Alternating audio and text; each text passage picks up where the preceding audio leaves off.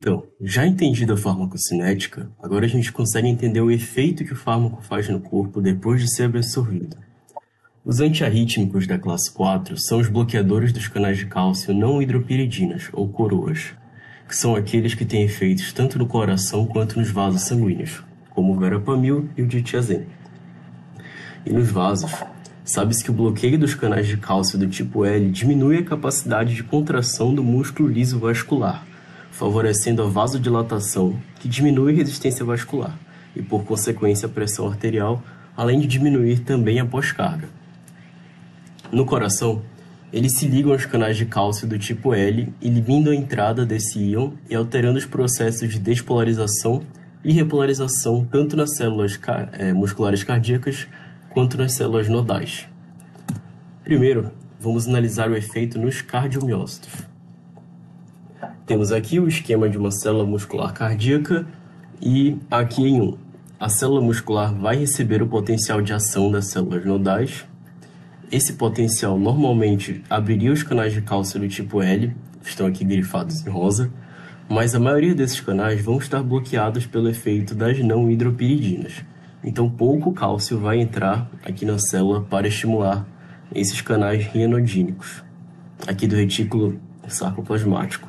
Consequentemente, pouco cálcio vai sair desse reservatório e assim pouco cálcio vai se ligar à troponina, levando a uma contração mais fraca.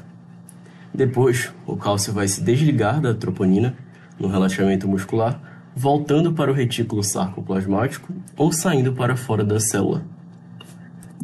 Então, a questão da contração mais fraca vai ser um dos principais efeitos, sendo justamente o inotropismo negativo, levando a uma menor demanda de oxigênio e diminuição da sobrecarga de trabalho cardíaco, o que é algo bom para o coração batendo de forma arrítmica e desordenada, além de melhorar a angina estável, mas, por outro lado, pode ser prejudicial para pacientes com insuficiência cardíaca.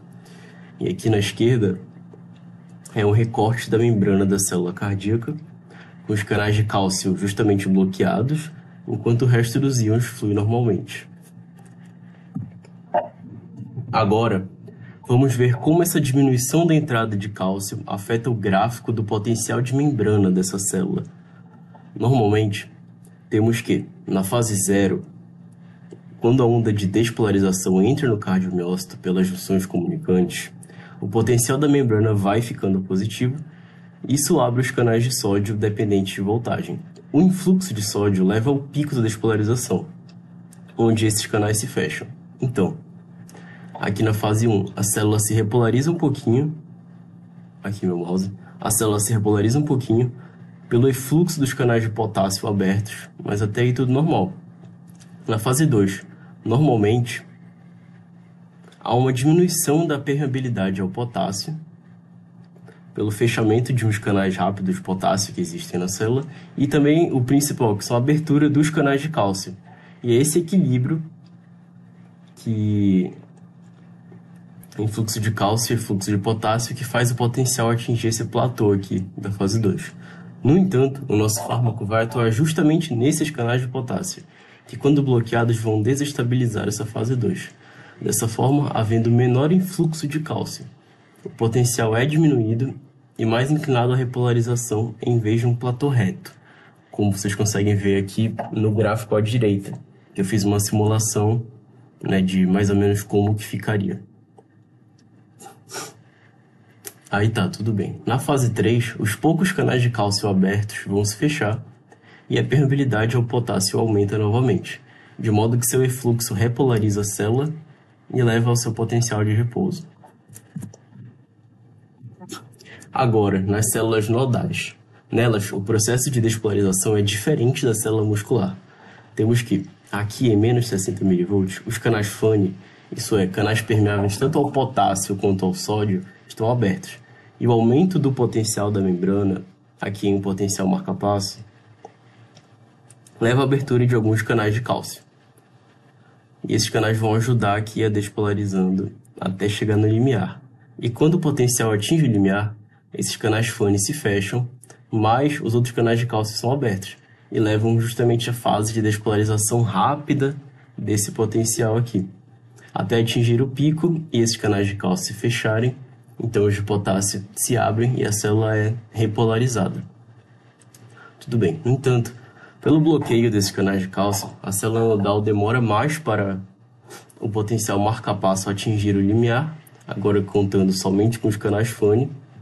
Além disso, ao atingir o limiar, a escassez dos canais de cálcio também torna o processo de despolarização mais lento, como vocês conseguem ver aqui em um gráfico exagerado que eu fiz, que demora mais para o potencial marca-passo atingir o limiar e demora mais para o potencial de ação acontecer. Aqui na direita é um gráfico mais realista do livro de Farmacologia Ilustrada, mas vocês conseguem ver o mesmo padrão. Demora mais para despolarizar e também demora mais para repolarizar. Sabe-se que a velocidade no qual essas células marca-passo despolarizam determina a frequência com que o coração contrai. E a ação dos antiarrítmicos nela diminui a frequência de seu automatismo e a velocidade de condução dos estímulos, principalmente a frequência de transmissão de despolarizações atriais rápidas através do nó atrioventricular, o que prolonga o intervalo PR no eletrocardiograma. Dessa forma, esse período refratário é prolongado e leva, portanto, a uma diminuição da frequência cardíaca, isto é, o efeito cronotrópico negativo. Os antiarrítmicos de classe 4 são mais eficazes contra as arritmias atriais do que contra as ventriculares, sendo úteis no tratamento de taquicardia supraventricular de reentrada e na redução da frequência ventricular no flutter e na fibrilação atrial.